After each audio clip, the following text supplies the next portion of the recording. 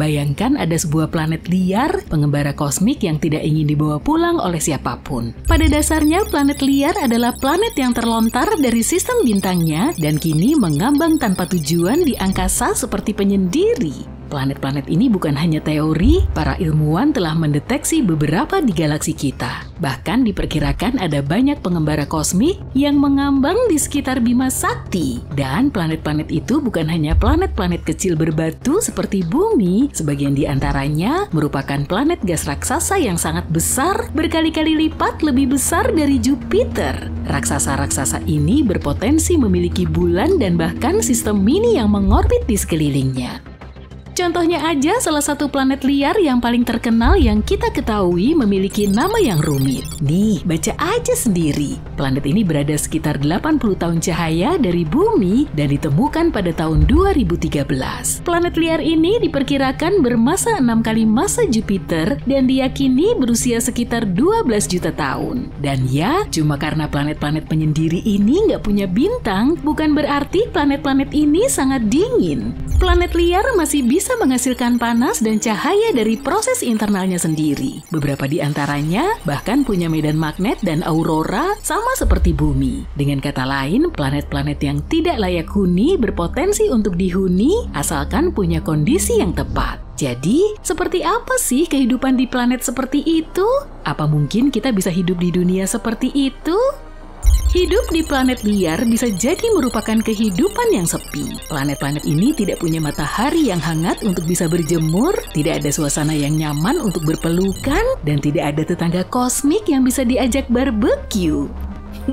Karena itu kita harus kreatif, kita mulai dengan masalah yang paling jelas, kita akan kesulitan kalau tanpa cahaya dan panas. Jadi, gimana cara mengatasinya? Kita mungkin harus mempersiapkan beberapa pemanas ruangan yang bagus dan mengenakan pakaian luar angkasa yang modis dan super hangat. Atau kita bisa menemukan cara baru untuk menghasilkan listrik tanpa bergantung pada tenaga surya. Sebagai contoh, gimana kalau kita menggunakan energi panas bumi?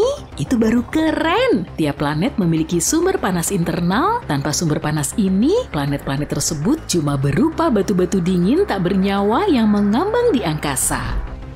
Panas internal ini bisa dimanfaatkan dan digunakan untuk memberi daya segala sesuatu. Mulai dari rumah, pabrik, hingga pesawat ruang angkasa. Seolah memiliki bak mandi air panas yang cukup besar untuk memberi energi ke seluruh kota. Dan kota itu kemungkinan besar akan terletak di bawah tanah lebih dekat ke sumber panas. Sementara untuk cahaya, kita mungkin harus membuat beberapa senter yang sangat terang. Atau bahkan mungkin kita belajar merekayasa genetika beberapa organisme berpendar untuk menerangi rumah kita. Bayangkan kalau ada pangkalan luar angkasa yang ditumbuhi jamur dan tanaman neon. Oh iya, ngomong-ngomong soal tanaman, kehidupan tanaman akan sangat sulit diperoleh tanpa bintang. Jadi apa dong yang akan kita makan? Kita bisa menggunakan ventilasi geotermal yang tadi kita bahas, atau reaksi kimia untuk menopang kehidupan kita. Mungkin kita akan mengembangkan selera terhadap makanan yang kaya belerang, atau kita akan mulai memfermentasi minuman kita sendiri dari lumpur vulkanik yang menggelegak.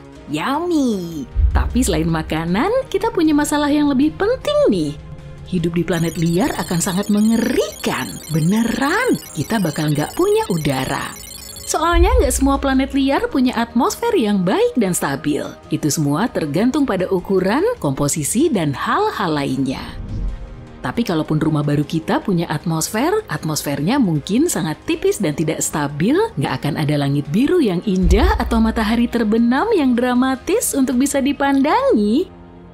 Sebaliknya kita akan menatap ke ruang angkasa yang tak terbatas, di mana bintang-bintang akan tampak lebih terang dari sebelumnya.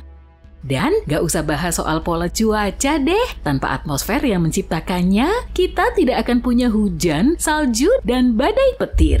Itu baru beberapa masalah kecil ya. Yang lebih buruk lagi, suhu di planet ini akan sangat berfluktuasi dari panas yang tak tertahankan bisa ke dingin yang tak tertahankan. Rasanya seperti tinggal di dalam oven yang selalu dinyalakan dan dimatikan.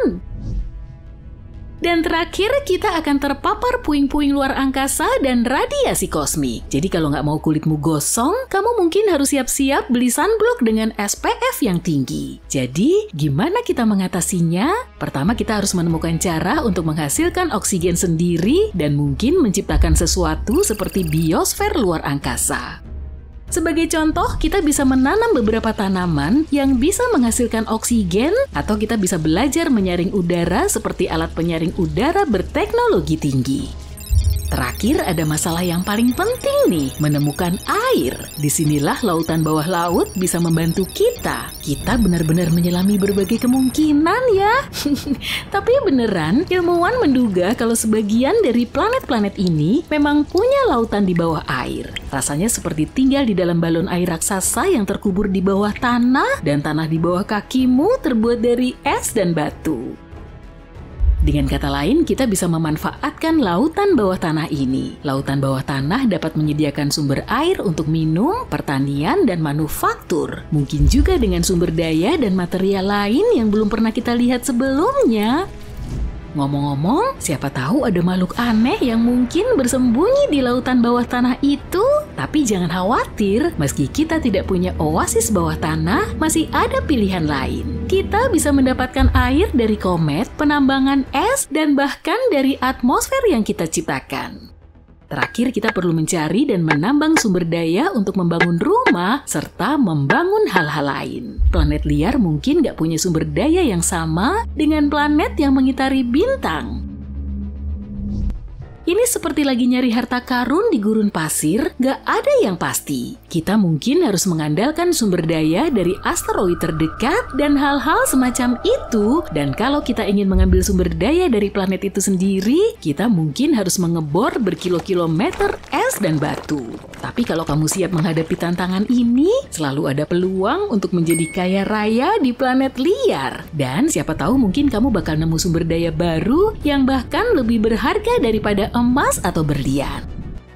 Bagus, kayaknya kita udah memecahkan masalah yang paling penting. Mungkin ada kesulitan-kesulitan kecil lainnya. Misalnya kita juga harus menghadapi siang dan malam yang sangat panjang, tergantung seberapa cepat planet kita berotasi.